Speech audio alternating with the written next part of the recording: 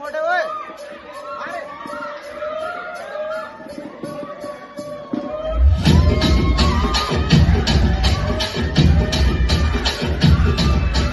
రాజమండ్రి రాగమంజరి మాయమ్మ పేరు తలవనోడు వేరు వేసిరి కళాకారుల ఫ్యామిలీ మరి మే గచ్చ కవిత నిద్ర తోడు వింటు రాత్రి